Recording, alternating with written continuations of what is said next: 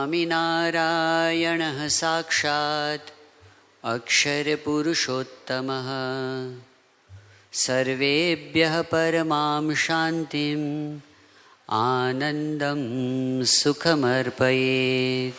શ્રી સ્વામિનારાયણ ભગવાનની જય. છાંદોગ્ય ઉપનિષદની અંદર સનત કુમાર અને નારદજીનો સંવાદ આવે છે. નારદજી પોતે અનેક પ્રકારની વિદ્યાઓ ભણ્યા છે. સનત કુમાર પાસે પોતે આગળની વિદ્યા ભણવા માટે જાય છે. જઈને પોતે વિનંતી કરે છે કે અધિહિ ભગવઃ, હે ભગવાન, તમે મને વિદ્યા ભણાવો. સનત કુમાર પૂછે છે કે તમે કઈ કઈ વિદ્યા ભણીને આવ્યા છો, એ મને કહો તો એનાથી આગળની વિદ્યા હું તમને ભણાવું. એટલે નારદજી પોતાની ડિગ્રીઓ ગણાવે છે. ઋગ્વેદમ ભગવો અધ્યેમિ, યજુર્વેદમ, સામવેદમ, અથર્વણમ ચતુર્થમ, ઇતિહાસ પુરાણમ પંચમમ. એમ કરીને ગણાવતા છેલ્લે સર્પ, જન, દેવ વિદ્યા, બધી વિદ્યા ગણાવે છે ત્યારે સંખ્યા થાય છે 22 ડિગ્રીઓમાં માસ્ટર્સ કર્યું છે. અને પછી એ ગણાવે છે છેલ્લે કે આ બધું હું ભણ્યો છું, પરંતુ મને પ્રોબ્લેમ શું છે? સોહમ ભગવઃ શોચામી. મારા અંતરમાં શોક છે, અશાંતિ છે, ઉદ્વેગ છે, ખાલીપો છે. તો મને એવી કોઈક વિદ્યા તમે ભણાવો કે તમ મામ શોકસ્ય પારમ તારયતુ. આ મારા અંતરમાંથી અજંપો નીકળી જાય અને શાંતિ રહે ને, એવી કોઈક વિદ્યા તમે મને ભણાવો. આ વાત વેદોની વાત છે, અતિ પ્રાચીન સમયની વાત છે. ખૂબ ભણ્યા પછી પણ કંઈક ભણવાનું બાકી રહે છે, એવી વિદ્યાની આ વાત છે. આપણને ખબર છે કે જ્યારે આપણે આંખ બંધ કરીએ, સહેજ નવરાશ પડે એટલે આપણને શું દેખાય છે કે કેટલું કામ પેન્ડિંગ છે.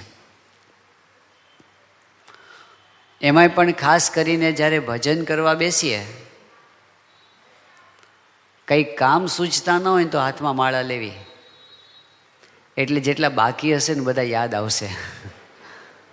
આટલું બાકી છે, ઘણા કામ પેન્ડિંગ છે. આપણા મનમાં પ્રોજેક્ટ્સ છે કે આ પ્રોજેક્ટ પૂરો થાય પછી આ કરવો છે, આ પૂરો થાય પછી આ કરવો છે, પેન્ડિંગ છે. એ બધા પેન્ડિંગ કામ પૂરા થશે ને, વિચાર એ કરવાનો છે, એ બધા પેન્ડિંગ કામ કદાચ પૂરા થઈ ગયા. ધારો કે એક વખત કલ્પના કરો કે બધા પૂરા થઈ ગયા, તો એનાથી પૂરું થઈ જશે? બાકી રહેવાનું છે. અને બધું કર્યા પછી જે બાકી રહે છે ને, એ આ શાંતિનો પ્રોજેક્ટ છે. બાકી રહ્યો છે. આપણે દુનિયાનો ઇતિહાસ તો જાણીએ છીએ. વધારેમાં વધારે પ્રોજેક્ટ્સ આપણા ભૌતિક સંપત્તિના હોય છે. આટલું પાર પાડીએ, આટલું મેળવી લઈએ. એક દુકાન છે તો બીજી દુકાન કરીએ, એક ફેક્ટરી છે તો બીજી ફેક્ટરી કરીએ. ડેવલપમેન્ટ થવું જોઈએ, વિકાસ થવો જોઈએ, દુનિયાનો ક્રમ છે.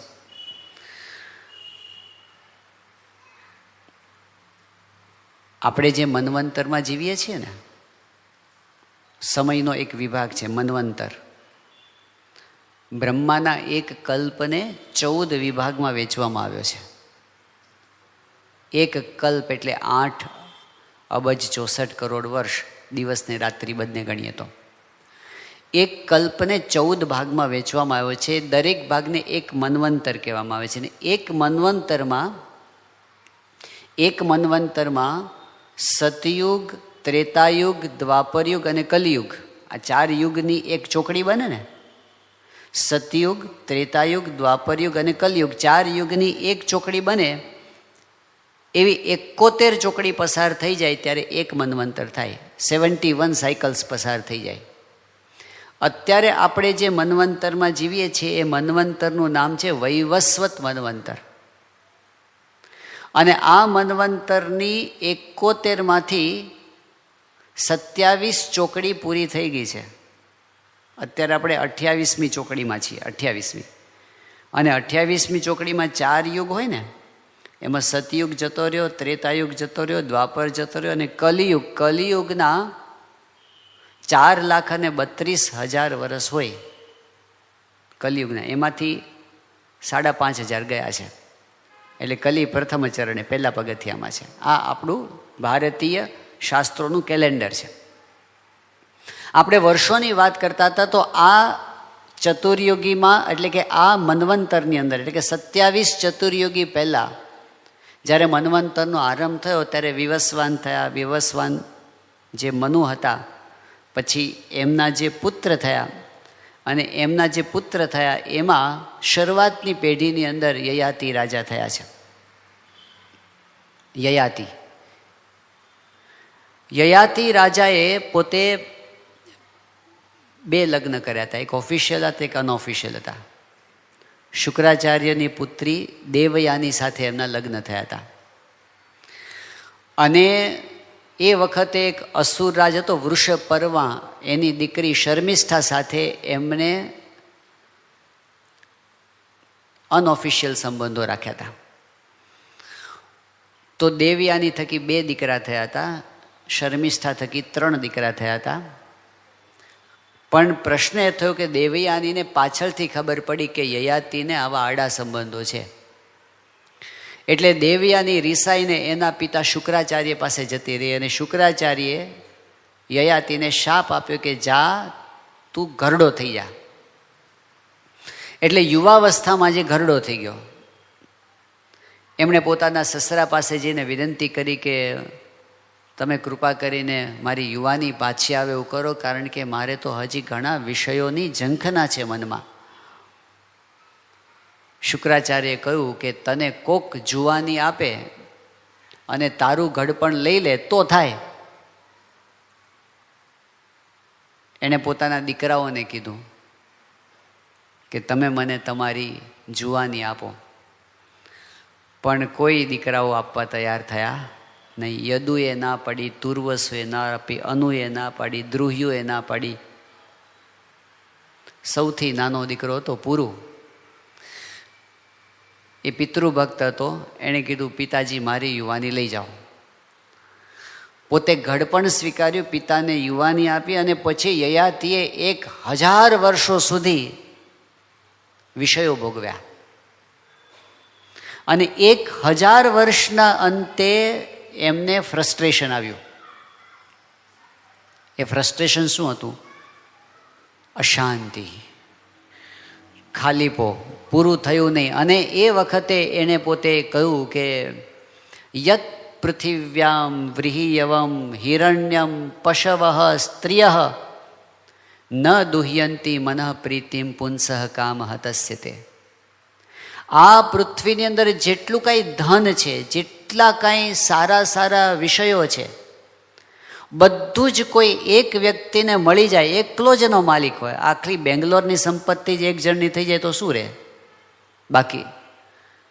પણ એ કહે છે કે પૃથ્વીની બધી સંપત્તિ એની થઈ જાય, પૃથ્વીના બધા મનગમતા વિષયો એના થઈ જાય, તો પણ જેનું મન કામનાઓથી હણાયેલું છે એને કોઈ દિવસ મનમાં શાંતિ થવાની નથી. આ અનુભવના વચનો છે. આટલું ભોગવ્યા પછીના આ વાત થઈ. હવે ગુણાકાર કરજો કે એક ચતુર્યોગીની અંદર 43,20,000 વર્ષ થાય એક ચતુર્યોગી.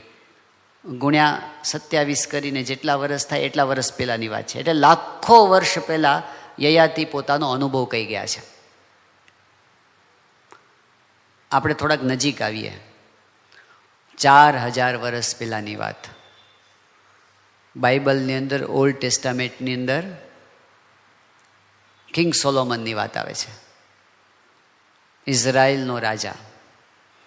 એના માટે એવું કહેવાયું કે he was the richest and the wisest man of his time. સૌથી વધારે ધનવાન, સૌથી વધારે બુદ્ધિમાન, કુશળ રાજવી હતો. વિષયોના ઢગલા હતા. 9.5 લાખ તોલા સોનું દર વર્ષે એના ખજાનામાં ખડકાતું હતું.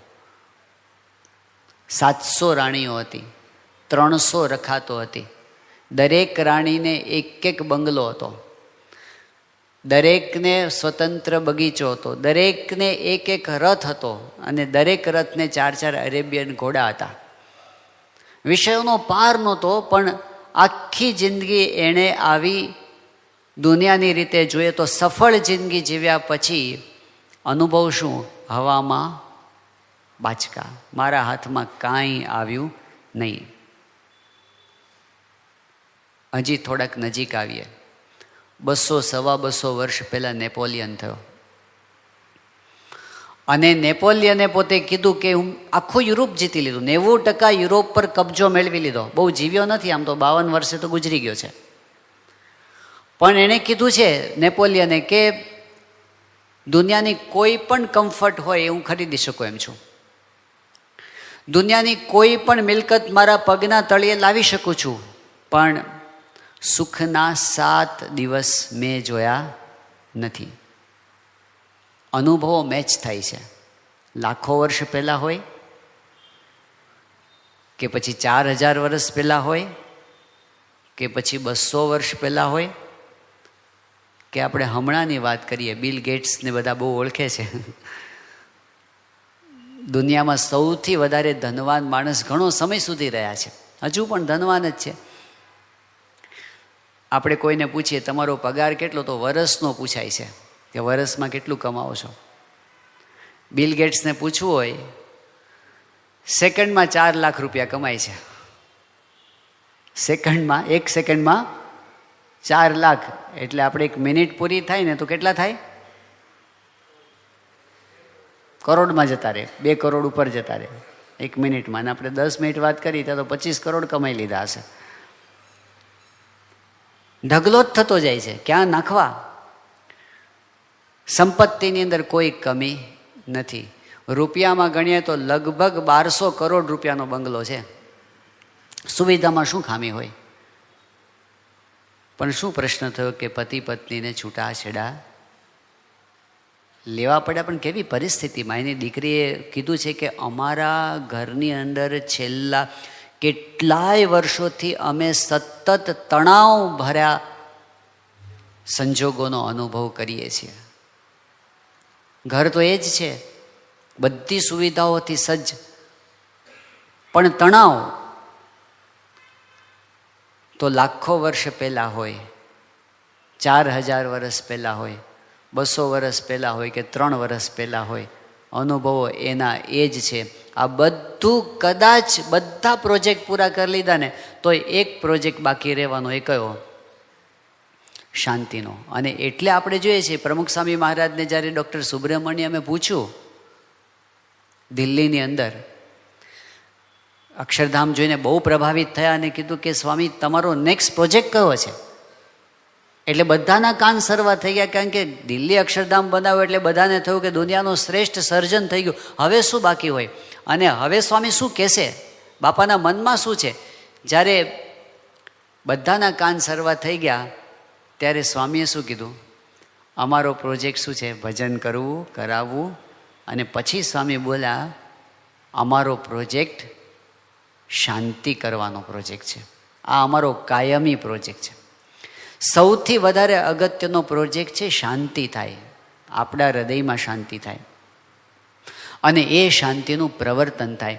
તો એ જ એમનું મુખ્ય કાર્ય છે. એટલે આપણે જોઈએ છીએ કે સત્સંગ દીક્ષા ગ્રંથનો આરંભ કરે છે મહાન સ્વામી મહારાજના પહેલા શ્લોકની અંદર મંગલાચરણમાં કહે છે, સ્વામિનારાયણ સાક્ષાત અક્ષર પુરુષોત્તમ સર્વેભ્ય પરમામ શાંતિમ આનંદમ સુખમ અર્પયેત. એમને આ આપવું છે કે બધાને શાંતિ થાય, સુખ થાય, આનંદ થાય, એ આપવું એ જ એમનો પ્રોજેક્ટ છે, જે બીજું બધું કર્યા પછી બાકી રહી જાય છે. તો ફેર ક્યાં પડે છે?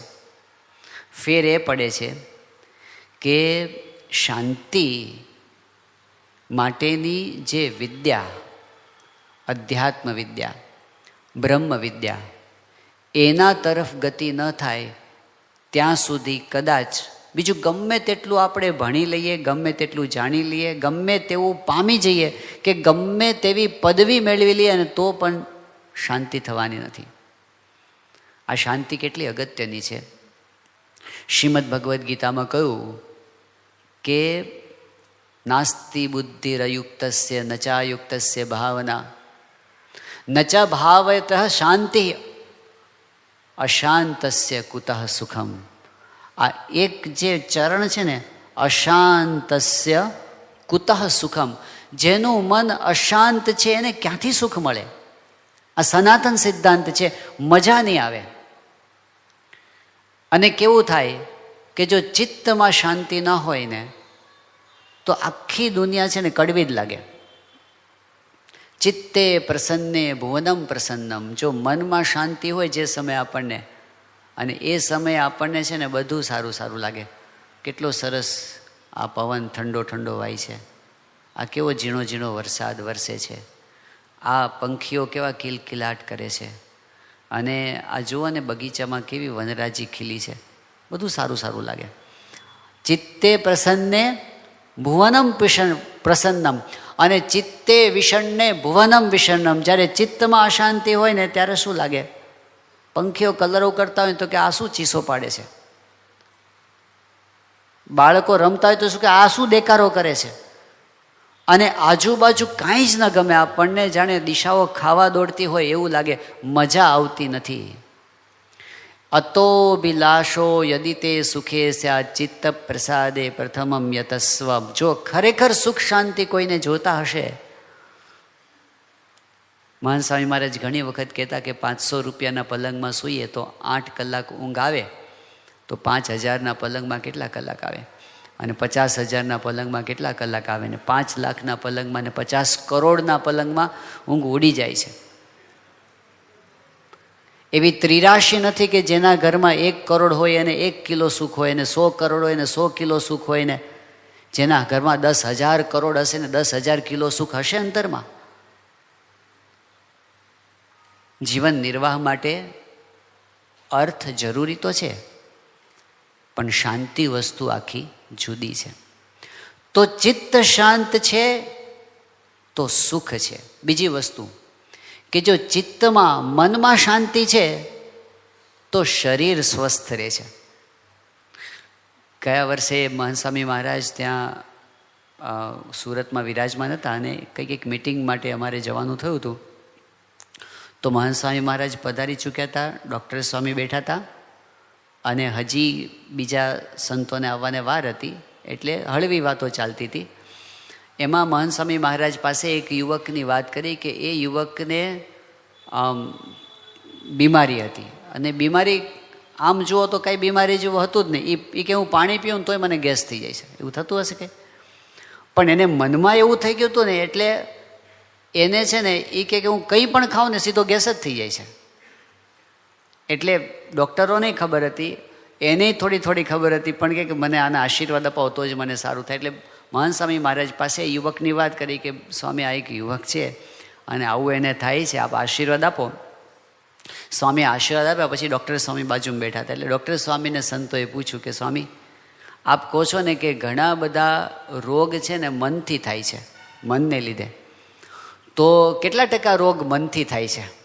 એટલે એમણે કીધું કે મેં એવું વાંચ્યું છે કે 90% રોગ છે ને એનું મૂળ મનમાં છે. કંઈક ને કંઈક મનમાં પ્રોબ્લેમ હોય એટલે શરીરમાં રોગ થાય છે, આવું ડૉક્ટર સ્વામી બોલ્યા. પછી મહાન સ્વામી મહારાજને એ વખતે પૂછ્યું સંતોએ કે સ્વામી, ડૉક્ટર સ્વામી એમ કહે છે કે કેટલા ટકા રોગ મનથી થાય છે? તો એ 90% છે. આપનું શું કહેવું છે? મન સ્વામી મહારાજ કે 100% ક્યાંક મનમાં બરાબર ન હોય ને એની અસર શરીર પર થયા વગર રહેતી નથી, ચોક્કસ અસર થાય છે. તો સીધી, કેટલીક તો સીધી અસર હોય છે. દાખલા તરીકે બ્લડ પ્રેશર ઉપર અસર હોય છે, ડાયાબિટીસ પર અસર હોય છે, અલ્સર ઉપર અસર હોય છે. આવી બધી વસ્તુ પર સીધી એન્ઝાઇટીની અસર હોય છે. પણ ઇનડાયરેક્ટ અસર જો મન નબળું પડે ને તો શરીર પર એની અસર, હા, એવું નથી કે રોગ છે ક્યારેક ઇન્ફેક્શનથી થતા હશે, ક્યારેક આજુબાજુના વાતાવરણમાંથી થતા હશે, થતા હશે, એની ના નથી. પણ ઇમ્યુનિટી ઓછી થાય છે એના ઉપર તો મનની અસર છે જ, એટલે બીજા રોગો સવાર થઈ જાય છે. મન નબળું પડે તો એની અસર શરીર પર થાય છે. મન અશાંત થાય તો શરીરમાં રોગો થાય છે. ત્રીજી વસ્તુ એ છે કે આપણે જે કંઈ કામ કરીએ છીએ ને એ કામ સારું થાય ને એટલા માટે પણ મન શાંત રહે જરૂરી છે. પ્રમુખ સ્વામી મહારાજ ત્યાં દિલ્હીમાં વિરાજમાન હતા અને એ વખતે આપણા એક સંનિષ્ઠ હરિભક્ત છે અમેરિકાના, એનું નામ છે વ્યોમેશભાઈ જોશી. લોસ એન્જલસ બાજુ કેલિફોર્નિયામાં રહે છે અને બહુ મોટી મોટી કંપનીઓમાં અને બહુ જ મોટી પદવી ઉપર કામ કરેલું છે. એ વખતે પોતે HP કંપનીના સિનિયર વાઇસ પ્રેસિડેન્ટ હતા અને ઘણી બધી કંપનીઓની કન્સલ્ટન્સી એમણે કરેલી. એ વખતે ભારત, અમેરિકાની અંદર જે બહુ જ ઊંચી પોસ્ટ પર જે ભારતીયો પહોંચ્યા હોય એમાં એમનું નામ હતું. તો એ પોતે પોતાના બિઝનેસના કામ માટે દિલ્હી આવ્યા હતા અને ત્યાં એમને ખબર પડી કે બાપા અહીં વિરાજમાન છે, એટલે પ્રમુખ સ્વામી મહારાજના દર્શન કરવા માટે ગયા હતા. તો સ્વામી બાપા પાસે જ્યારે વાતચીત બધી થઈ, આશીર્વાદ લીધા, એમની સાથે એક અમેરિકન ભાઈ પણ ભેગા હતા. એટલે એમને પણ બાપાએ આશીર્વાદ આપ્યા. પછી એમણે પરિચય આપ્યો કે સ્વામી, આ ભાઈ છે ને એ સાયકાઇટ્રિસ્ટ છે, મનના ડૉક્ટર છે અને એ મારી સાથે આવ્યા છે. એટલે બાપાએ કીધું કે કેમ તમારી સાથે આવે છે? એ કે બાપા કાયમ મારી સાથે જ રહે છે, એ કાયમ મારી સાથે જ રહે છે. એટલે સંતોને આશ્ચર્ય થયું કે કેમ એવું? તો એ કે મારા પર્સનલ સાયકાઇટ્રિસ્ટ છે. એટલે કેમ પર્સનલ તમારી? એ કે મારી કંપની એને વર્ષે $1,00,000 પગાર આપે છે. એ તમને કાંઈ મનની તકલીફ છે કે? એવું નથી, એને એટલા માટે ભેગો રાખે છે, એને આખી દુનિયામાં હું જાઉં છે મારી ભેગા ને ભેગા એક જ કામ કરવાનું, મારું મન ઠેકાણે રાખવાનું, બસ. એનો કંપની એને પગાર આપે છે કારણ કે જો મારું મન ઠેકાણે હશે, જો હું અશાંત થઈ જઈશ ને તો મારા નિર્ણયો એવા આવશે કે જેથી કંપનીને નુકસાન થશે. એટલે એને ખબર પડે છે કે જો સારું કામ કરવું હોય ને તો મન ઠેકાણે જોઈએ. મન શાંત હોય ને તો કામ સારું થાય છે, એફિશિયન્સી વધે છે, પ્રોડક્ટિવિટી વધે છે, એકાગ્રતા વધે છે, ક્રિએટિવિટી વધે છે. તો ત્યાં પણ મનની જરૂર છે. મન શાંત હોય તો સંબંધો સુધરે છે, કારણ કે મોટા ભાગના સંબંધો છે ને આપણે ડિસ્ટર્બ થઈએ ને પછી કંઈક બોલાઈ જાય આપણાથી ને પછી ગરબડ થાય. જો ગુસ્સો એક જ ખાલી હટાવી દઈએ ને આપણે તોય કેટલાય સંબંધો બગડતા બચી જાય. પણ મૂળ કારણ છે મન. એની અસર આપણા સંબંધો પર થાય છે. મનની અસર આપણી ભક્તિ ઉપર થાય છે, એ તો થાય જ છે, કારણ કે મન ન હોય તો પછી શું થાય? ભક્તિ કેવી થાય આપણી? જો મનમાં ઉદ્વેગ હોય ને પછી આપણે પૂજા કરવા બેસીએ, મજા ન આવે. મન શાંત હોય તો ભક્તિ સારી થાય છે. અને છેલ્લે મોટી વાત તો એ છે કે મન શાંત હોય ને તો ભગવાનને સંત વધારે રાજી થાય છે આપણા ઉપર. ગુણાતીતાન સ્વામીની વાતોમાં છે, ભજન કરતાં કરતાં ક્રિયા કરીએ તો અંતરમાં ટાઢું રહે. અને અંતરમાં ટાઢું જોઈને મોટા સાધુ રાજી થાય. જેનું અંતર ધગતું હોય એને દેખીને શું રાજી થાય? તો એમની દ્રષ્ટિ વિશેષ પડે છે આપણા ઉપર. અને જ્યારે મોટા પુરુષની દ્રષ્ટિ થાય ત્યારે જીવ સુખીઓ થઈ જાય. એ વિશેષ સુખ છે, એ આગળનું સુખ છે. પણ એમની દ્રષ્ટિના અધિકારી થવા માટે પણ આપણું મન શાંત હોય ને તો એમની દ્રષ્ટિ થાય છે. એટલે એટલી તો ખબર પડે છે કે આપણા જીવનનો એક ઘણા બધા પ્રોજેક્ટ્સ છે, પણ એક મુખ્યમાં મુખ્ય પ્રોજેક્ટ હોય તો એ છે શાંતિ. અને એ શાંતિનો માર્ગ છે અનુભવીઓએ આપણને બતાવ્યો, આધ્યાત્મિકતામાં બતાવ્યો. આપણે હવે પછીના દિવસોની અંદર એ વાત જોવાના છીએ કે શાંતિના માર્ગે જતાં આપણે એવી કેટલીક જગ્યાઓ છે જ્યાં આપણે અટકી જઈએ છીએ, આપણો રસ્તો બ્લોક થઈ જાય છે, આપણને આગળ સૂઝતું નથી. એવી જગ્યાઓએ આપણે મનમાં અશાંતિનો અનુભવ કરીએ છીએ, ત્યારે ત્યાંથી એક સાઈડનો રસ્તો કાઢી આપે છે અનુભવી પુરુષો. એ વચનામૃતમાં છે, એ સ્વામીની વાતોમાં છે, એ સત્પુરુષના વચનોમાં છે, આપણા શાસ્ત્રોની અંદર છે. એવી કઈ જગ્યા છે જ્યાં આપણે અટકી જઈએ છીએ અને ત્યાંથી આગળ કઈ રીતે જવાય છે એ જે માર્ગદર્શન આપણને આપ્યું એ આપણે જોવાના છે. એમાં સૌથી પહેલો મુદ્દો એ છે, આ પહેલો મુદ્દો એવો છે કે લગભગ કોઈના લિસ્ટમાં જ ના આવે, શાંતિ મેળવવા માટે જે જતા હોય ને એના લિસ્ટમાં જ ના આવે એવો આ મુદ્દો છે. અને એ મુદ્દો જેટલો સ્પષ્ટ સ્વામિનારાયણ ભગવાને કર્યો છે ને એટલો દુનિયામાં ક્યાંય જોવા મળે એમ નથી. એ પહેલો મુદ્દો કયો છે? પહેલો મુદ્દો એ છે કે જ્યારે કોકનો અવગુણ આવે છે ને ત્યારે આપણને અશાંતિ થાય છે. કોકનો અવગુણ આપણને દેખાય, એ અવગુણનું ચિંતન થાય, એમના પ્રત્યે એલર્જી થાય, એમના પ્રત્યે દ્વેષ બંધાય, એનું ખરાબ થાય એવા મનમાં સંકલ્પો થાય, એમના પ્રત્યે દુશ્મનાવટ થઈને એનું ખરાબ કરવા માટેના પ્રયત્ન થાય. આ બધા ચડતા પગથિયા છે અશાંતિના. પણ શરૂઆત ક્યારથી થાય છે? જ્યારે આપણને કોઈનો અવગુણ આવ્યો ને સમજવું, એલર્જી થવા માંડીને એટલે આપણે અશાંતિના રસ્તે ચડી ગયા છીએ. વચનામૃત છે ગરડા પ્રથમ પ્રકરણનું 28મું. આ એટલા માટે આપણે સમજવું જરૂરી છે કારણ કે આ વચનામૃતની શરૂઆત મહારાજ ત્યાંથી કરે છે જ્યાં આપણે પહોંચી ગયા છીએ. શંકરાચાર્યે 3 વાત બતાવી. દુર્લભમ ત્રયમે વૈ તત્ દેવાનુગ્રહ હેતુકમ. 3 વાના દુર્લભ છે, બહુ મુશ્કેલીથી પ્રાપ્ત થાય છે 3 વાના. એ 3 વાના કયા? મનુષ્યત્વમ, મુમુક્ષુત્વમ, મહાપુરુષ સંશ્રય. મનુષ્યનું શરીર મળવું દુર્લભ છે, મળી ગયું. બીજી વસ્તુ, મનુષ્ય દેહ ઘણાને મળે છે પણ મુમુક્ષુતા દુર્લભ છે, ભગવાન ભજવાનો વિચાર નથી આવતો. આપણે એમાંય કંઈક અંશે આગળ આવી ગયા, મુમુક્ષુતા આવી. પણ ત્રીજી વસ્તુ છે મહાપુરુષ સંશ્રય. મુમુક્ષુતા હોય પણ એવા સત્પુરુષ નથી મળતા, આપણને એ પણ મળી ગયા, એટલે કે આપણે સત્સંગમાં આવી ગયા. આ 3 વાના જેને મળી ગયા ને, હવે એના માટેની વાત મહારાજ કરે છે. એટલે સત્સંગી થયા પછીની વાત છે. તો મહારાજ શું વાત કરે છે કે આ સત્સંગમાં આવ્યા પછી જે આગળ વધવાનો હોય એના આ લક્ષણ છે અને જે પાછો પડવાનો હોય એના આ લક્ષણ છે. હવે આપણે મેચ કરવાના, આમાંથી કયા આપણામાં આવે છે. તો મહારાજ કહે છે પહેલાં પાછો પડવાનોની વાત પહેલાં કરે છે. આ સત્સંગમાં જે પાછો પડવાનો હોય એને પહેલાંમાં પહેલું શું થાય છે? દિવસે દિવસે સત્સંગી માત્રનો હૈયામાં અવગુણ આવવાની શરૂઆત થાય છે.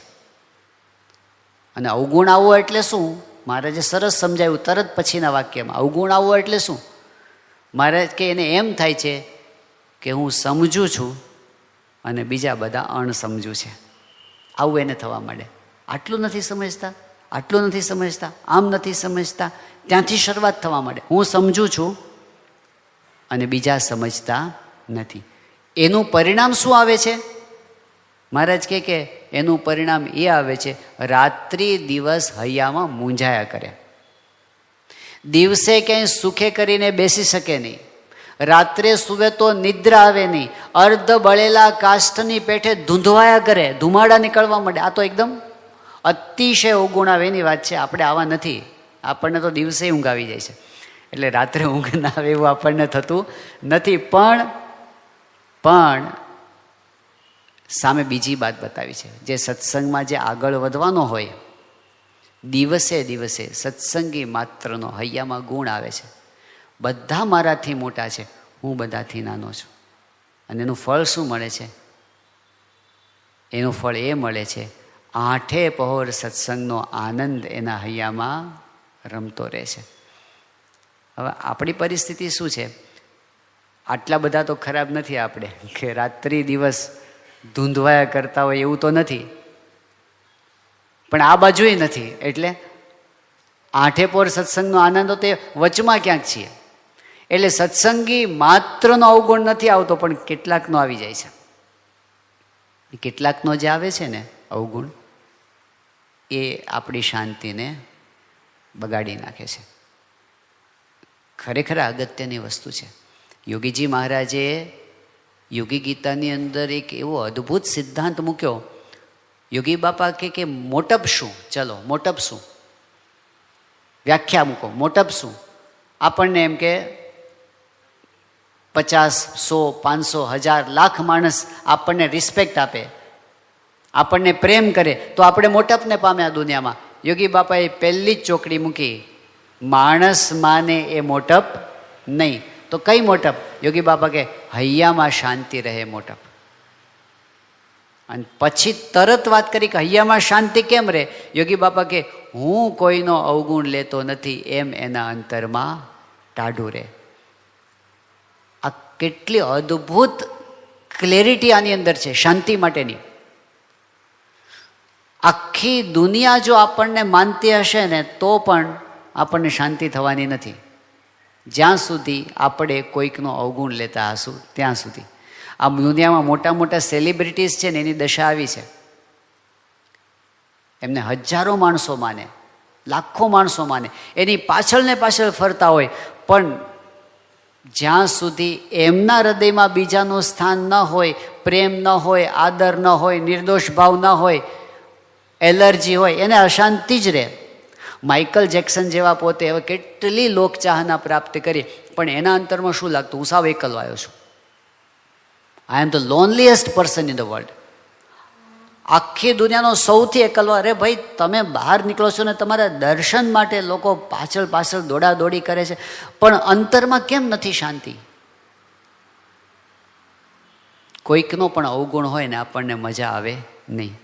સત્પુરુષની વિશેષતા એ છે, લાખો લોકો એમને ચાહે છે એ એમની મોટપ નથી, એ સૌને સાચા દિલથી ચાહે છે ને એ જ એમની મોટપ છે. આજે આપણે જોઈએ છે હૈયામાં શાંતિ રહે મોટપ. અને હૈયામાં શાંતિ શું? યોગી બાપા કે હું કોઈનો અવગુણ લેતો નથી એવું જ્યારે મનમાં રહે ત્યારે આપણને શાંતિ સાચા અર્થમાં રહે છે. બીજી વસ્તુ એ છે, થોડાક આગળ વધીને પોઝિટિવ સાઈડમાં હમણાં જઈએ.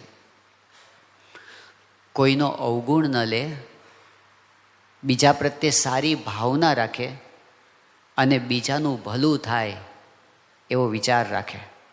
પ્રમુખ સ્વામી મહારાજનું સૂત્ર, બીજાના સુખમાં આપણું સુખ છે. સામાન્ય વસ્તુ નથી. બીજાના દુઃખમાં દુઃખી થવું સહેલું છે. બીજાના દુઃખમાં દુઃખી થવું સહેલું છે. એ કરુણા છે, પ્રેમ છે, દયા છે.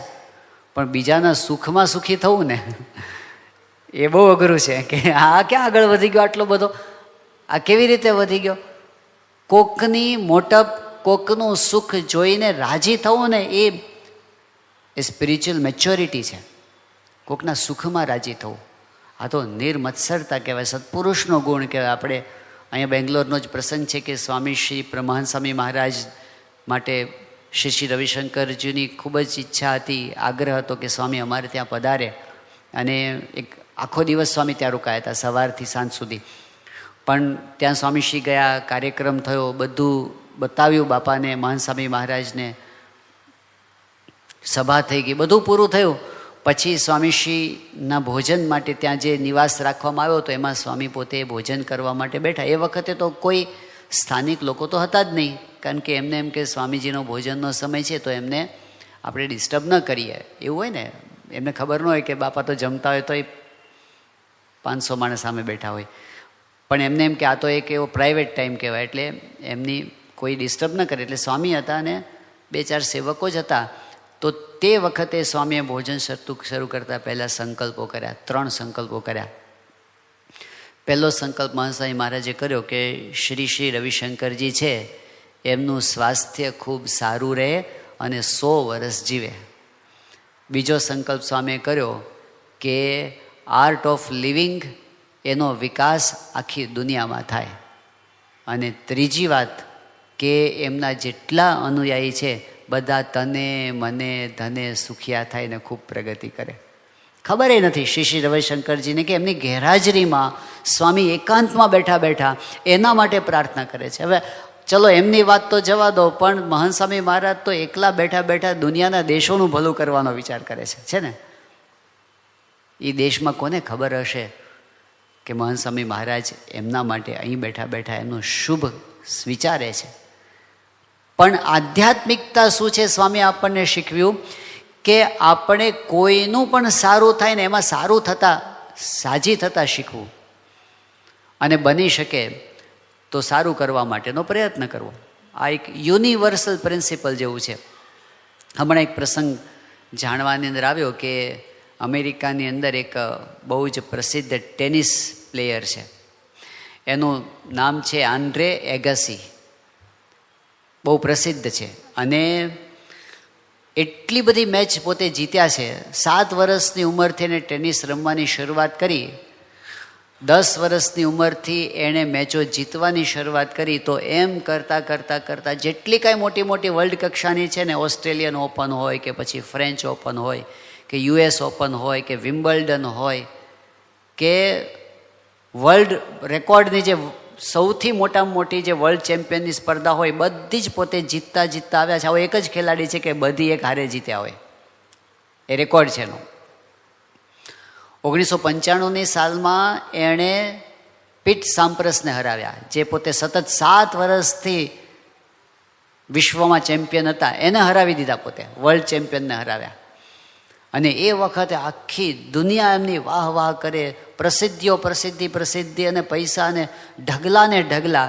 જે વસ્તુની એમને નાનપણથી કલ્પના કરેલી, સંકલ્પો કરેલા, બધું જ એની પાસે આવી ગયું હતું. એ વખતે એમનો ઇન્ટરવ્યૂ લેવામાં આવ્યો હતો અને પછી એમને કીધું કે તમને અત્યારે તમે બહુ જ ખુશ લાગો છો, ખુશ હશો ને અત્યારે તમે? એમણે કીધું હા, હું અત્યારે બહુ જ ખુશ છું, એવું એમણે કહ્યું પત્રકારને. પણ એમણે પોતાની બાયોગ્રાફીની અંદર એવું લખ્યું છે કે હકીકતમાં હું ખોટું બોલ્યો હતો. મેં જવાબ તો એવો આપ્યો કે હા, હું બહુ ખુશ છું, પણ હકીકતમાં હું કાંઈ ખુશ હતો નહીં. હું એવું માનતો હતો કે હવે મારે ખુશ રહેવું જોઈએ, કારણ કે મને આ બધું મળી ગયું. હું પ્રયત્ન કરતો હતો કે મારે આનંદમાં રહેવું છે, પણ મને આનંદ આવતો નહોતો, મને આનંદ અનુભવાતો નહોતો. મને થયું કે આટલું બધું કર્યા પછી પણ, વિશ્વમાં પહેલા નંબરના ખેલાડી બન્યા પછી પણ જો શાંતિ મળવાની ન હોય તો પછી એ શા કામનું? મને એવા વિચારો આવતા હતા. અને હવે હું આનાથી વધારે શાંતિ મેળવવા માટે શું કરું? મને કોઈ ઉપાય જ દેખાતો નહોતો. કરવાનું તો આટલું તો કરી નાખ્યું, હવે શું કરું? એ વખત હું એમને એમ રખડતો રહેતો, હું બ્લેક કોફી પીતો રહેતો, રેસ્ટોરન્ટમાં જાતો, દિવસો પસાર કરતો, કાંઈ દેખાતું નહોતું. એક વખત હું રેસ્ટોરન્ટમાં બેઠો હતો અને એ વખતે એનો મેનેજર ફ્રેન્કી નામનો હતો, જેને મારી સાથે મિત્રતા હતી, એટલે બધી પોતાની અંગત વાતો પણ શેર કરતા મારી સાથે. તો એમણે વાતમાં કહ્યું કે મારા બાળકો નાના છે, અત્યારે સ્કૂલમાં છે, મને એના ભવિષ્યની ચિંતા થાય છે, કારણ કે ભવિષ્યની અંદર એને જો સારી કોલેજમાં ભણાવવાના હશે તો એની ફીનું હું શું કરીશ? એટલે હું અત્યારે એનો પ્રયત્ન કરું છું કે ક્યાંકથી અત્યારથી એવું કંઈક કરું કે જ્યારે કોલેજમાં આવે ત્યારે એના ફીઝની વ્યવસ્થા હું કરી શકું. આવી સહેજે સહેજે વાતચીત ચાલતી હતી અને એ વખતે એને સ્ટ્રાઇક થયું. અને એણે કહ્યું પહેલાંને કે કામ કર, તું ચિંતા ન કરીશ, તારા સંતાનોનો તને ચિંતા છે ને, તો લે મારી પાસે આ નાઇકી કંપનીના શેર સ્ટોક્સ છે બધા, એ બધા હું તને આપી દઉં છું, તું હમણાં વેચતો નહીં, 10 વર્ષ રાખી મૂકે ને, તારા છોકરા ત્યાં સુધી કોલેજમાં આવી જશે અને એ વખતે આની બહુ મોટી કિંમત તને આવશે ને તારે ભણાવવાની ચિંતા નહીં રહે. આ વાત એણે કરી. અને એ વખતે જે સામે પેલો માણસ હતો, એના ચહેરા ઉપર એણે જે સંતોષ, ખુશીના ભાવ એણે જોયા ને, અને એ જોઈને એમને જે શાંતિ થઈ ને, એ કે અત્યાર સુધી ગમે તેટલી મેચો હું જીતો અને જે શાંતિ મન નથી થઈ ને, આને ખુશ જોઈને મને એટલી શાંતિ થઈ. અને ત્યારથી મને એક રસ્તો મળ્યો કે બીજા માટે કંઈક સારું કરીએ, એમાં જેવી શાંતિ થાય છે ને, એવી બીજી વર્લ્ડ ચેમ્પિયન થવામાં પણ થતી નથી.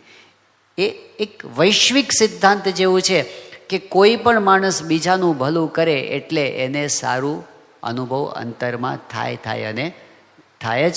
એટલે સ્વામીજી કહે છે ને, બીજાના સુખમાં આપણું સુખ છે.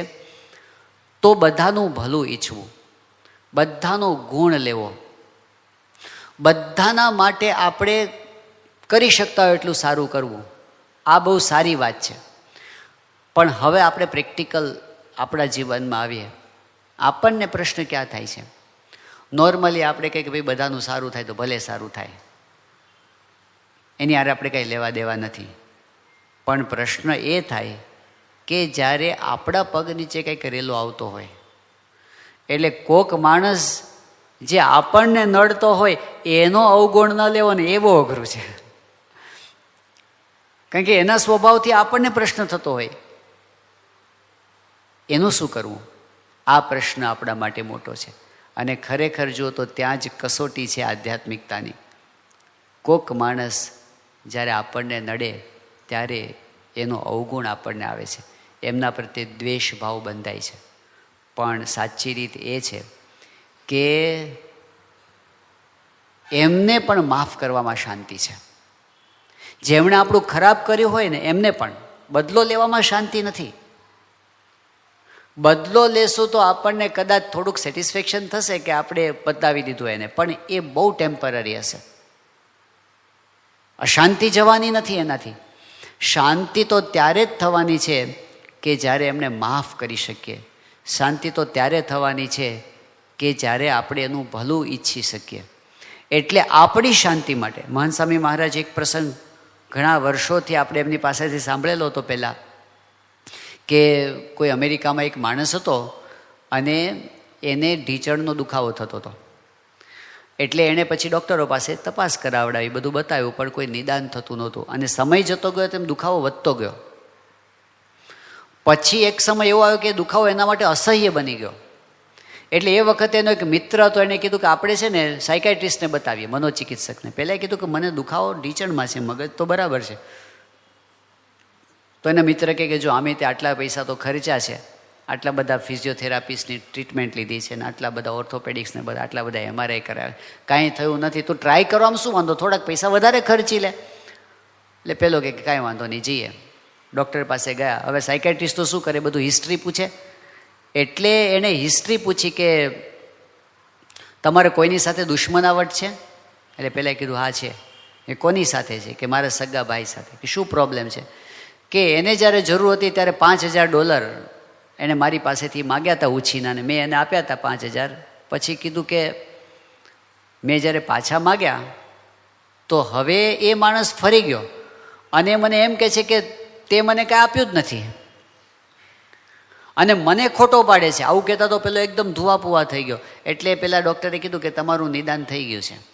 હવે તમારે જો સાજા થવું હોય તો એના માટેનો ઉપાય એ છે કે તમારે તમારા ભાઈ પાસે જવાનું અને એની પાસે માફી માગવાની.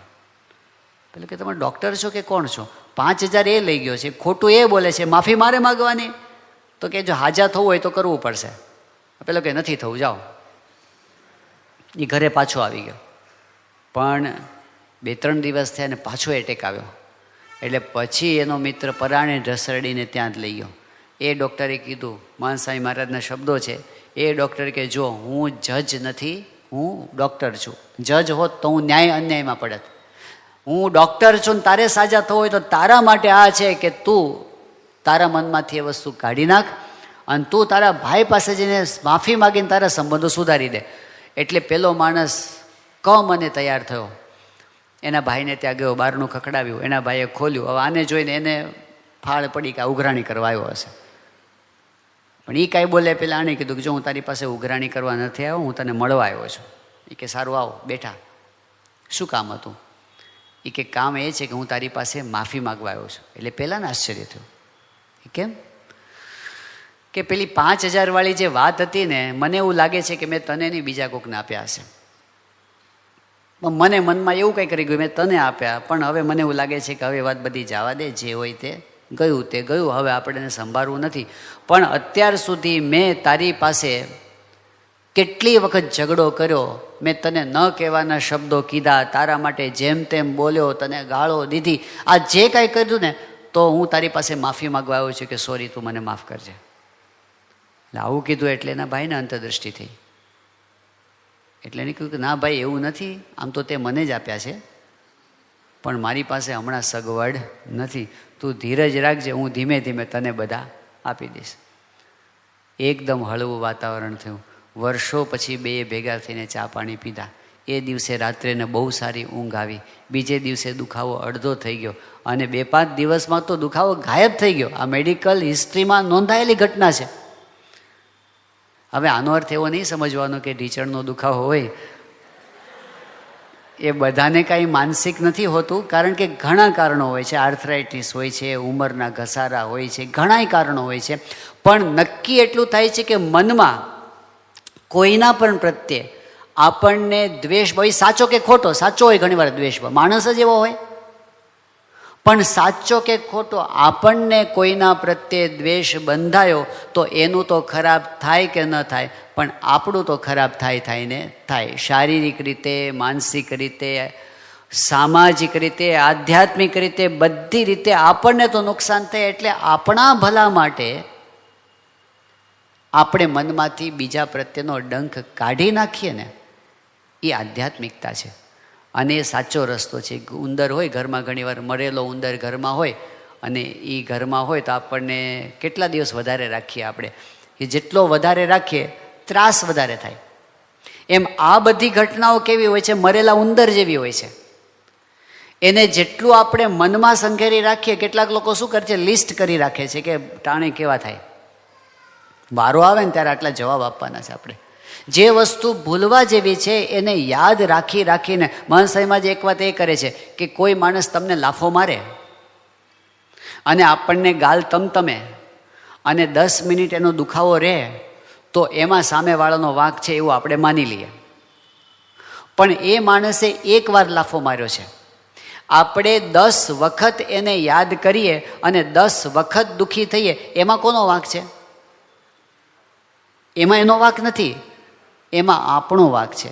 નેગેટિવ ઘટનાઓને વારંવાર સંભાળીને દુઃખી થવાની જે ટેવ પડી છે એ અશાંતિ વધારે છે. ફરિયાદોને ભેગી નહીં કરવાની, માફ કરતા. બાપુ, આતંકવાદીને માફ કરી શકતા હોય પ્રમુખ સ્વામી મહારાજ, તો આપણે શું? આપણે સત્પુરુષના જીવન સામું જોઈએ છે કે એમની, આજે મહંત સ્વામી મહારાજને આપણે જોઈએ તો એમને જીવનમાં ઘણું સહન કરવાનું આવ્યું છે, પણ એમણે કોઈ યાદ રાખ્યું જ નથી કોના તરફથી શું સહન કરવાનું આવ્યું છે.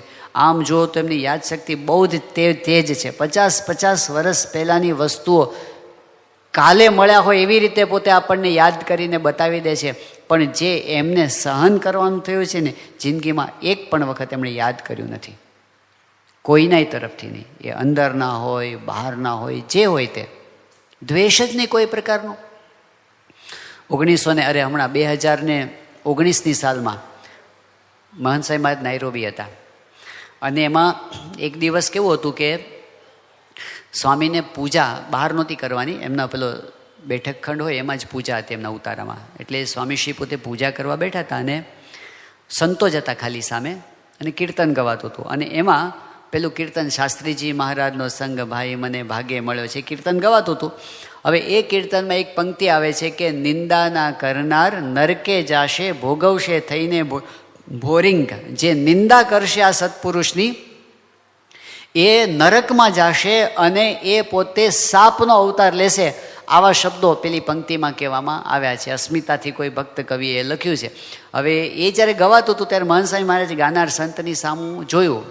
એટલે 1-2 સંતોને લાગ્યું ખરું કે સ્વામીના મનમાં કંઈક છે, પણ સ્વામી કંઈ બોલ્યા નહીં. પૂજા પૂરી થઈ ગઈ અને પછી મહંત સાહેબ સ્વગત સીધા જ બોલવા માંડે. સ્વામી કે આમાં વાત આવી, હમણાં કીર્તન ગાયું કે નિંદા ના કરનાર નરકે જાશે, તો સ્વામી કે કરવત તો આમેય કાપે ને આમેય કાપે. એમ સત્પુરુષ તો બે બાજુ કલ્યાણ કરે, બે બાજુ સારું કરે. એટલે બધાના મનમાં થયું કે સ્વામીના મનમાં એવું કંઈક છે કે આ પંક્તિમાં કંઈક છે. એટલે કોઈ સંતે સામે જવાબ આપ્યો કે સ્વામી, સત્પુરુષ તો દયાળુ છે, સત્પુરુષ તો કોઈ દિવસ કંઈ ખરાબ કરવાનો વિચાર ન કરે, પણ ભગવાન એને દંડ આપે. ઓલો હોય ને જે દ્રોહ કરનાર, એને ભગવાન દંડ આપે. અને આવી વાત તો છે જ આપણે શાસ્ત્રોની અંદર. મુક્તાનંદ સ્વામીએ કીધું કે જો મેરે સંતકુ રતિ એક દુવે તેહી જડ ડારું મેં ખોઈ. તો મનસાઈમાં છે કે ના ના, એમાં એ જે વાત છે ને એ જુદી વાત છે અને અહીં જુદી વાત છે. એટલે બધાને લાગ્યું કે સ્વામીના મનમાં છે ને એ વસ્તુ નથી અત્યારે. એટલે પછી સંતોએ આ બાજુ વાત કરી.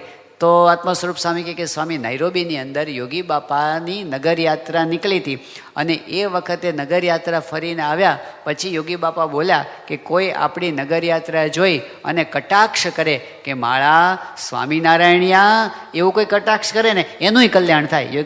માણસાઈ આજ કે બસ આ બરાબર. એટલે એમના મનમાં આ હતું. તો સ્વામી કહે કે આ કીર્તનની પંક્તિ છે ને આપણે સુધારવાની જરૂર છે. એવું કહીને સ્વામી પછી રૂમની અંદર ગયા. પણ હજી એમના મનમાં પેલા વિચારો ચાલુ હતા. એટલે સ્વામી કે વખાણ કરે કે નિંદા કરે, જે કરે તે હડફેટે ચડવો જોઈએ, એનું કામ થઈ જાય. હડફેટે ચડવો જોઈએ આમ કહીને સ્વામી પોતે આરામમાં ગયા.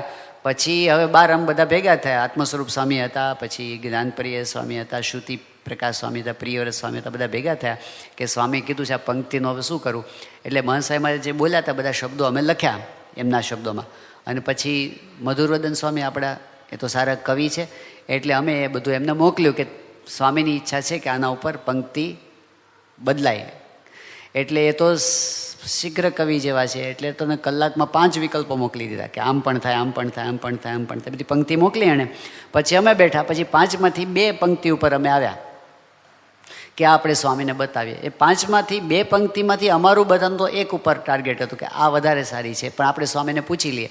તો પંક્તિ એવી બની હતી કે ભાવે કુભાવે જે વંદે કે નંદે, વંદે એટલે વંદન કરે, નંદે એટલે નિંદા કરે. ભાવે કુભાવે જે વંદે કે નંદે કલ્યાણ થાશે અભંગ, ભાઈ મને ભાગે મળ્યો છે. એટલે એનો કે જે કરે એનું બધાનું કલ્યાણ થશે. અને બીજી પંક્તિમાં શું હતું કે ભાવે કુભાવે જે વંદે કે નંદે ધામ પમાડે અભંગ, ભાઈ મને ભાગે મળ્યો છે. એટલે એકમાં શું હતું કલ્યાણની વાત હતી અને બીજામાં એવું હતું કે ધામમાં જશે એ વાત હતી. એટલે અમને બધાને એક સરખું લાગ્યું કે આપણે કલ્યાણવાળું બરાબર છે. કારણ કે કલ્યાણના છે ને ઘણા અર્થો થાય છે અને કલ્યાણના લેવલ પણ ઘણા બધા છે. એટલે કલ્યાણ તો ધામમાં તો આત્યંતિક થઈ ગયું. એટલે કે આ તો હવે આવા માણસ તો કે થોડું આત્યંતિક કલ્યાણ કરાય. એટલે એ તો અરે પેલું કલ્યાણ બરાબર છે, એનું ધામવાળું બરાબર નથી. એટલે અમે બધા એક ઉપર આવ્યા. પછી સ્વામીને બપોરે બતાવવા માટે ગયા અને કીધું સ્વામી આ 2 પંક્તિ આવી છે, પણ અમને બધાને એમ લાગે છે કે આ કલ્યાણવાળી રાખીએ. એટલે મનસાહેબમાં જોયું ભાવે કુભાવે જે વંદે કે 2 પંક્તિ વાંચી. પછી કીધું સ્વામી કલ્યાણવાળી રાખીએ. સ્વામી કે ના. સ્વામી કે ધામ. સ્વામી કે ધામમાં જ જાય. હવે વિચાર કરો કે જે પોતાનો નિંદા કરતા હોય, આજે જે બધા આપણી સ્વામિનારાયણની કે એની નિંદા કરતા હશે ને, ત્યારે બધા આપણો વિરોધ કરતા હશે ને, બધા ધામમાં આપણને ભેગા થવાના છે. કારણ કે આ સંકલ્પ કરીને બેઠા છે. આ બધાને ત્યાં આજુબાજુ જ હશે, આપણી આજુબાજુ. એટલે ભાવે કુભાવે જે વંદે કે નંદે ધામ પમાડે અભંગ, એમનું દિલ જુઓ. અને સમર્થ છે પાછા, એવું નથી કે ખાલી વાતો કરે છે, ધામ પમાડવા માટે સમર્થ છે ને એ સંકલ્પ કરે છે કે ધામમાં લઈ જશું. એટલે બાકી શું રહ્યું? એમને કોઈ દુશ્મન નથી, એ બધાનું ભલું ઈચ્છે છે. અને એટલે એમણે જે આપણને રસ્તો બતાવ્યો કે આપણને પણ એ જ રસ્તો લઈએ કે બધાનું ભલું ઈચ્છવું, બધાને માટે આપણે સારું ઈચ્છવું. જ્યારે કંઈ આવા પ્રસંગો બને, કોઈકની સાથે આપણા સંબંધોમાં ગરબડાટ થાય, એ કુટુંબમાં હોય કે સત્સંગમાં હોય કે ગમે ત્યાં હોય, પરિવારમાં હોય, ત્યારે આપણને પ્રશ્ન શું નડે છે કે આપણને બધી ભૂલ સામેવાળાની દેખાય છે કે આવું કર્યું ને એટલે મને પ્રોબ્લેમ થયો છે. પણ આપણને પ્રસંગ યાદ છે કે ભગતજી મહારાજ વડતાલની અંદર હતા. એ સમયની અંદર એક પ્રસંગ એવો બન્યો કે પવિત્રાનંદ સ્વામી બહુ મોટા સંત હતા અને સદગુરુ કહેવાતા હતા. અને ભગતજી મહારાજને વિમુખ કરવામાં જેમણે બહુ મહત્ત્વનો રોલ ભજવ્યો હતો એ પવિત્રાનંદ સ્વામી. એમના જીવનમાં એક પ્રોબ્લેમ આવ્યો. વસ્તુ તો સાધારણ પ્રણાલિકાઓમાંથી એ વાત થઈ હતી, કારણ કે એ વખતે આપણે જે સંધ્યા આરતી થાય ને પછી જે પેલી ધૂન બોલાતી, રામકૃષ્ણ ગોવિંદ જય જય ગોવિંદ, હરે રામ ગોવિંદ જય જય ગોવિંદ કીર્તન ધૂન બોલાય છે. તો જૂની પ્રણાલિકા પ્રમાણે એવું ચાલતું હતું કે છેલ્લે એના છેલ્લા ભાગની અંદર ધૂન બોલાય, નરનારાયણ સ્વામિનારાયણ, નરનારાયણ સ્વામિનારાયણ, એવી ધૂન બોલાય. હવે એ વખતે છે ને તો દેશ વિભાગની ખેંચતાણ વધારે હતી. એક અમદાવાદ દેશ અને આ બાજુ વડતાલ દેશ. એટલે અમદાવાદ દેશના નરનારાયણ દેવ કહેવાય ને આ બાજુ લક્ષ્મીનારાયણ દેવ કહેવાય. એટલે બધી ખેંચતાણ છે. એટલે નરનારાયણ નામ આવે ને એટલે આ લોકોને શું કે આ તો અમદાવાદના દેવ આવ્યા. એટલે જે નવી પેઢી હતી એને થયું કે આપણે છે ને આ નરનારાયણ સ્વામિનારાયણ નથી બોલવું, સ્વામિનારાયણ સ્વામિનારાયણ ચાલુ કરી દઈએ. નિષ્ઠા કે એવું બધું નહીં, મૂળ તો શું એમનું નામ આપણે શું કામ બોલીએ, એવો હતો ભાવ. એટલે આપણે સ્વામિનારાયણ સ્વામિનારાયણ બોલીએ. એટલે એમણે એવું ચાલુ કર્યું. પહેલાં મૂળ તો જૂના માણસ પવિત્રાન સ્વામી એ કે આ પ્રણાલિકા કેમ તમે તોડો છો, આ પ્રણાલિકા નહીં બદલવાની. એટલે એનો આગ્રહ રહે પણ કોઈ નવા સંતો માને નહીં એનું. એમાં આણંદ ગયા હતા અને ત્યાં આણંદની અંદર આચાર્ય પણ ભેગા હતા, પછી પવિત્રાન સ્વામી હતા, બીજા સદગુરુએ હતા, નાના સંતોએ હતા, અને મંદિર હરિમંદિર ત્યાં આરતી થઈને, આરતી પછી ધૂન ગવાતી હતી ને એમાં બીજા બધાએ ચાલુ કર્યું કે સ્વામિનારાયણ સ્વામિનારાયણ. અને આ એકલા જોટ મોટે મોટે શું બોલે, નરનારાયણ સ્વામિનારાયણ, નરનારાયણ સ્વામિનારાયણ. એટલે કોક નાના સાધુ હશે એમણે કટાક્ષ કર્યો કે ઊંટ મરવાનું થાય તો એ મારવાડ ભણી મોઢું રાખે, એમ હજી આને દેશવાસના ટળતી નથી. હવે મૂળ શું હતું કે લખનઉ બાજુના હતા, પૂર્વાશ્રમમાં લખનઉ બાજુના હતા. અને દેશ વિભાગના લેખ પ્રમાણે આમ જુઓ તો લખનઉ છે ને એ અમદાવાદ દેશમાં આવે. એટલે એ વખતે બધાને આમ બોલ્યા. પવિત્રાનંદ સ્વામીને થયું કે આટલા સદગુરુ મોટા હોય ને જાહેરમાં કોઈ બોલી જાય. એટલે પવિત્રાનંદ સ્વામી આજુબાજુ જોયું તો આજુબાજુ બીજા બધા જે નાના બધા હસ્યા. એટલે એને વધારે લાગે. એટલે એમને મોટેરાનું સામું જોયું. મોટેરા એટલે જે સદગુરુ હતા કે આચાર્ય હતા. તો એ કાંઈ બોલ્યા નહીં. એમણે ઠપકો આપ્યો નહીં પહેલાં કે એ આવું ના બોલાય, આ મોટા સદગુરુ છે, આવું ના કરાય, એવું કોઈ કાંઈ બોલ્યા નહીં. એટલે એમને હાડો હાડ લાગ્યો, મારો કોઈ પક્ષ નહીં અને બધામાં ભળી ગયા છે. અને એટલું બધું એમને દુઃખ લાગી ગયું કે એમને તાવ આવી ગયો, શરીરમાં બેચેની થઈ ગઈ. અને પછી એના સેવક સંતને કીધું કે આપણે હમણાં વડતાલ જતા રહેવું છે. વડતાલ જતા રહ્યા. પણ બળતરા બળતરા બળતરા અંતરમાં એટલી બધી થાય. અને આવું બધું ક્યારેક થયું હોય ને, આપણું અપમાન થયું હોય, કોઈક બોલી ગયું હોય, ત્યારે આપણને શું થાય, એ કેસેટ છે ને ફરી એની જ રિવાઇન્ડ થયા કરે. તમે બંધ કરો તો પાછી એ ચાલુ થાય, બંધ કરો તો પાછી ચાલે. ઊંઘ ના આવે, ક્યાંય ચેન ન પડે. એટલે એકનો એક પ્રસંગ 100 વખત મનમાં ફરી જાય. જે બધું થયું હોય ને આખી ફિલ્મ આવ્યા કરે. એટલે પવિત્રાનંદ સ્વામી એમાંથી એટલી બધી અકળામણ એમને થઈ. પણ મહારાજના સંત હતા ને, એમને એટલી ખબર હતી કે કથા વાર્તાથી શાંતિ થાય. એટલે એમણે પોતાના સેવક સંતને કીધું કે જો સભા મંડપમાં કોઈ કથા સંભળાવે એવું છે તો સેવક સંત હતા, ગયા ત્યાં સભામાં. અને ત્યાં ભગતજી મહારાજ હતા. જે પ્રાગજી ભગતને વિમુખ કરવામાં એમણે મોટો રોલ ભજ્યો હતો એ ભગતજી મહારાજ. તે વખતે ભગતજી મહારાજ બોલાતા કે આપણે સાથે બેસીને કથા કરવી છે. પ્રાગજી પવિત્રાનંદ સ્વામી કે તને વિમુખ ન કરું તો હું પવિત્રાનંદ નહીં. તો ભગતજી મહારાજ કે સ્વામી જો ખરેખર મેં ગુણાતીતને સેવ્યા હશે તો આપણે સાથે બેસીને કથા વાર્તા કરવી છે. એવું એ વખતે વાત કરી હતી. વિયોજન વિમુખ તો કર્યા. પાછા ભગતજી મહારાજ સત્સંગમાં પાછા પણ લેવા ગયા. પણ પછી આ પ્રસંગ આવીને ઊભો રહ્યો ત્યારે પવિત્રાનંદ સ્વામી કે પ્રાગજી ભગતને બોલાવો. એ આવ્યા અને પછી પવિત્રાનંદ સ્વામી કે પ્રાગજી અંતરમાં શાંતિ થાય એવી કંઈક વાત કર. અને ભગતજી મહારાજ તો અંતર્યામી બધું જાણતા હતા. એમણે પંચાળાનું 3જું વચનામૃત વંચાવ્યું. અને એ વચનામૃતની અંદર પહેલા જ પેરેગ્રાફની અંદર જે વાત આવે છે, મહારાજે કહ્યું કે જે કેવળ બીજાના જ અવગુણને જુએ છે ને પોતાના અવગુણને નથી જોતો ને એ મૂર્ખ છે. પવિત્રાનંદ સ્વામી આ સાંભળતા હતા. ભગવાનની કૃપાથી અને ભગતજી મહારાજના પ્રતાપે એમને શું થયું, અત્યાર સુધી એમના મનમાં એમ હતું કે આ બરાબર કરતા નથી, આ બરાબર કરતા નથી, આ બરાબર. પણ આ વચનોથી એનું ફોકસ અંદર ગયું. એમણે પોતાની જાતનો વિચાર કર્યો અને એમને એવો વિચાર આવ્યો કે જેણે અપમાન કર્યું, જેણે વાણી વિવેક છોડી દીધા, એનો વાંક છે તો ભલે એનો વાંક હોય. પણ મને આ સત્સંગની અંદર 30-40 વર્ષ થયા અને હજી એક શબ્દ હું સહન ન કરી શકતો હોઉં તો એ મારો વાંક નહીં? 40 વર્ષ મેં સત્સંગમાં કર્યું શું? અને એક્ઝામ્પલ સામે જ હતું પ્રાગજી ભગત, કે આ પ્રાગજી ભગતનું કેટલું અપમાન થયું છે, છતાં પણ એના મુખની રેખા બદલાઈ નથી. અને હું આટલું અપમાન સહન ન કરી શક્યો તો એ મારો વાંક છે. મારે એટલા તો ખમતીદર થવું જોઈએ ને સત્સંગમાં. એને પોતાના ઉપર લીધું.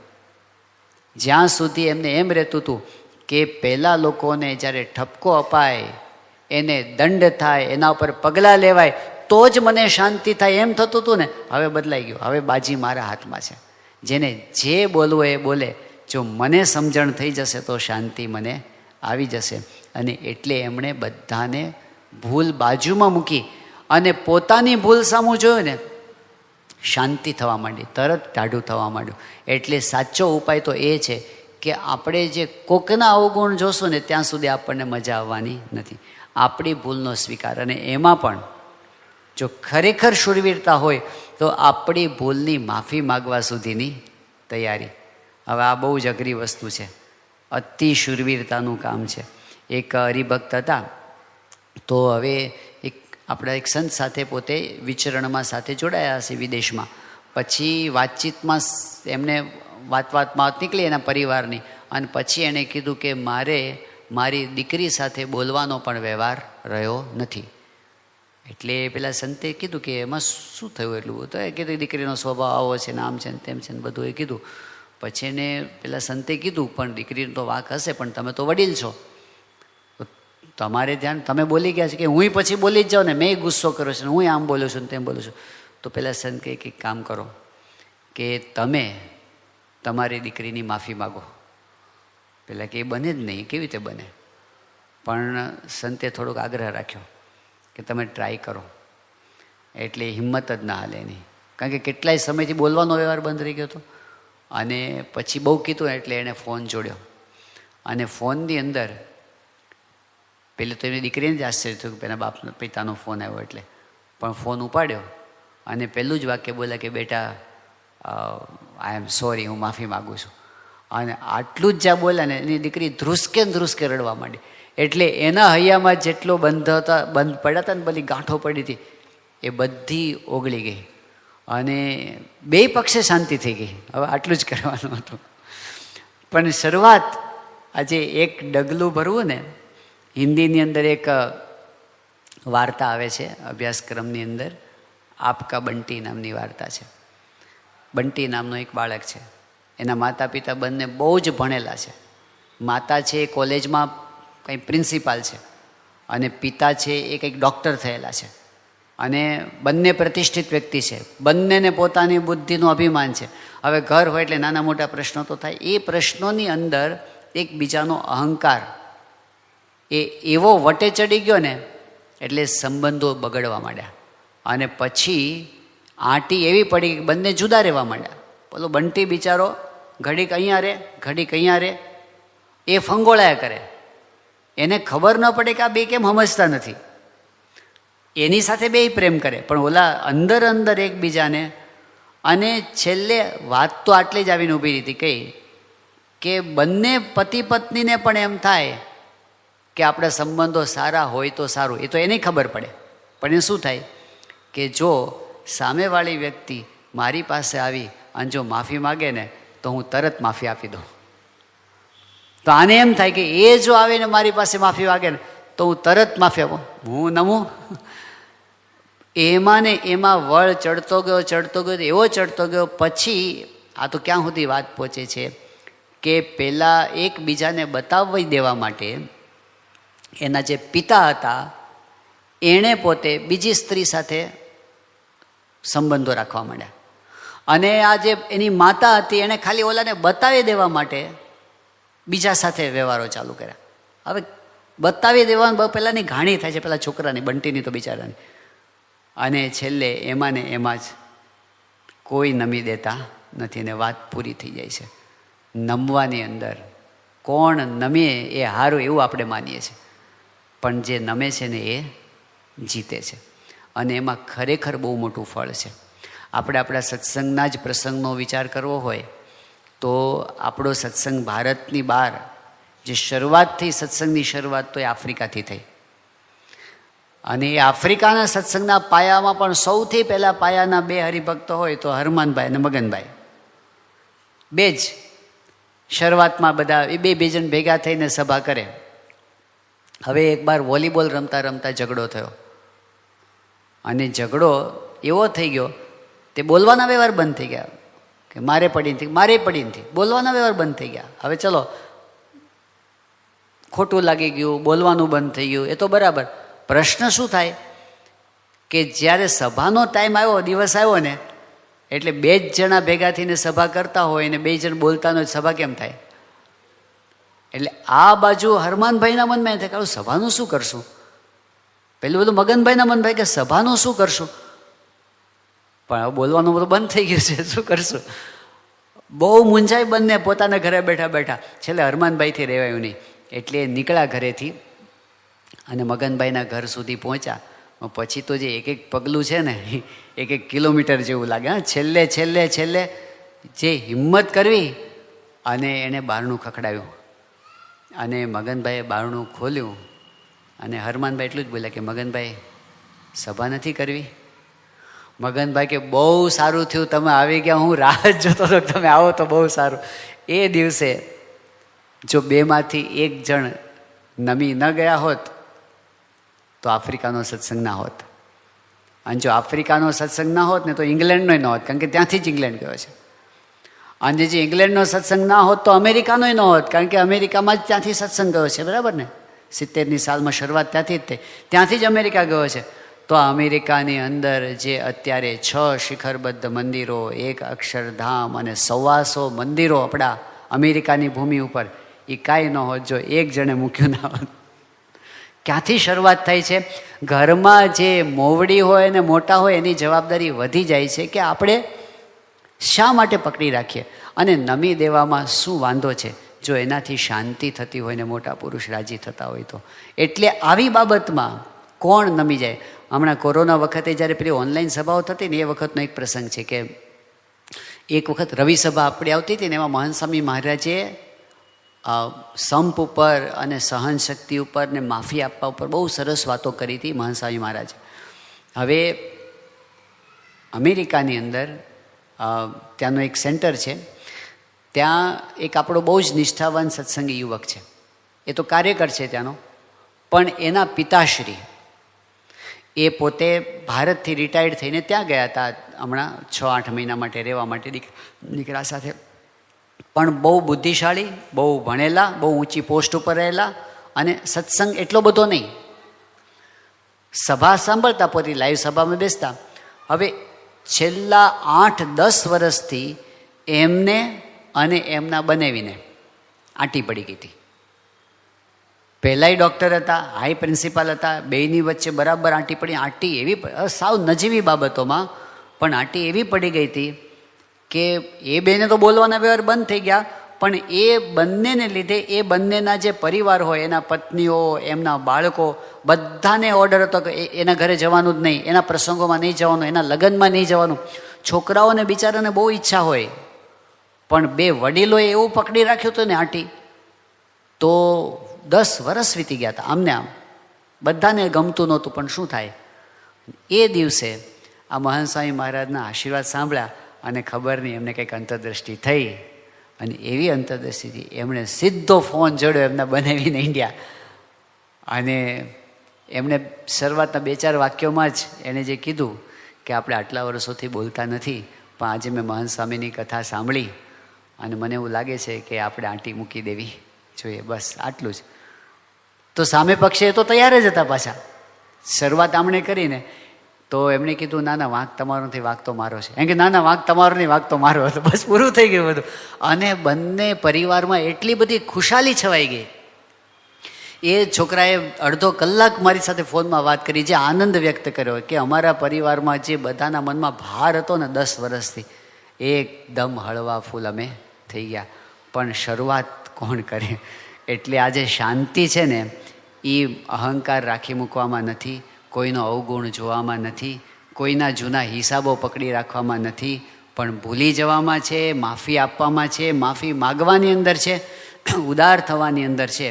અને એવું જો થાય તો ખરેખર સંબંધોમાં અને આપણા હૃદયમાં બધે શાંતિ શાંતિ શાંતિ થઈ જાય એવું છે. એટલે આજે વચનામૃતની અંદર મહારાજે જે વાત કરી છે ને કે આપણે ભલે ભગવાનની ભક્તિ કરતા હોઈએ પણ જ્યાં જ્યાં આપણે બીજા સાથે વ્યવહાર કરવાનો થાય છે, સત્સંગમાં ભક્તો સાથે, પરિવારમાં આપણા સગાવાલા સાથે, પણ જેમની જાની સાથે વ્યવહાર કરવાનો થાય છે એમના જે કાંઈ સ્વભાવો હોય તો એનો અવગુણ જ્યારે આપણે નહીં જોઈએ, એમના ગુણ જ્યારે આપણે જોશું, જ્યારે આપણે આપણી ભૂલનો સ્વીકાર કરીશું, જ્યારે એમની ભૂલની આપણે માફી માગીશું અને એમની ભૂલને આપણે માફ કરીશું તો એનાથી જ ખરેખર આધ્યાત્મિક શાંતિ આપણા હૃદયની અંદર થાય છે. ટેમ્પરરીલી એવું લાગે કે આપણે હાર સ્વીકારી લીધી, પણ ખરી જીત આની અંદર જ છે, કારણ કે ભગવાનને સંત એમાં રાજી થાય છે. એટલે આ એક વસ્તુ આજે આપણે જોઈ, કઈ કઈ જગ્યાએ આપણું શાંતિ અટકી જાય છે, એમાં એક કોઈકનો અવગુણ આવે છે કે દ્વેષ બંધાય છે ત્યારે આપણી શાંતિ અટકી જાય છે. એમાં આગળ જવાનો રાજમાર્ગ આપણને વચનામૃતની અંદર બતાવ્યો, યોગી બાપાએ બતાવ્યો, પ્રમુખ સ્વામી મહારાજે, મહંત સ્વામી મહારાજે બતાવ્યો. તો આપણે પ્રાર્થના કરીએ કે એ શાંતિના માર્ગે આપણે આગળ વધી શકીએ. શ્રી સ્વામિનારાયણ ભગવાન.